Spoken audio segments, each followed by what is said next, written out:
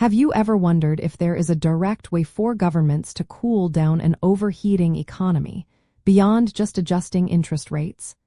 What if a simple change in how we pay for everyday goods could actually make a difference? Yes, consumption taxes, such as a sales tax or a value-added tax, can indeed play a role in controlling inflationary pressure. By making goods and services more expensive for consumers, they aim to reduce overall demand in the economy. The core mechanism here relates directly to the principles of aggregate demand. When there is too much money chasing too few goods, prices tend to rise, leading to demand pull inflation.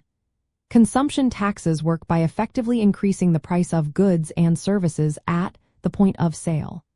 This reduces consumers' purchasing power and consequently their willingness or ability to spend. For example, if a product costs $100 and a 10% consumption tax is applied, the consumer now pays $110. This means that for the same initial amount of money, say $100, they can now afford less. This reduction in aggregate demand then lessens the upward pressure on prices. It is a fiscal policy tool designed to shift the aggregate demand curve to the left, aiming for a new equilibrium with lower prices or a slower rate of price increase. The effectiveness also depends on the type of consumption tax. A broad-based tax like a value-added tax, or VAT, affects almost all goods and services, thus having a wider impact than a selective excise tax on only one or two specific items. Governments implement consumption taxes by setting a percentage rate on the sale of goods and services. For this tool to be effective in controlling inflation, the rate would typically need to be increased or newly introduced when inflation is high and demand needs to be curbed. Conversely, lowering consumption taxes could stimulate spending during deflationary periods. Policymakers must carefully consider the size and scope of any tax change to achieve the desired effect without overly stifling economic activity or disproportionately affecting low-income households.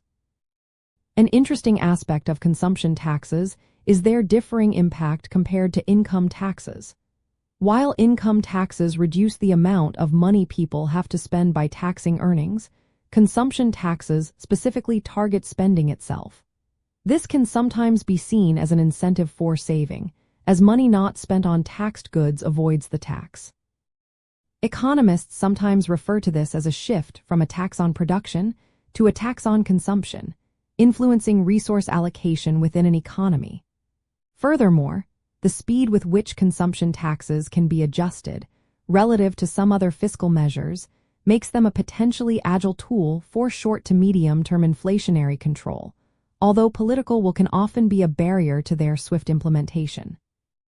So, by understanding how consumption taxes directly influence consumer spending and aggregate demand, we can see they offer a powerful, albeit complex, lever for governments seeking to stabilize prices.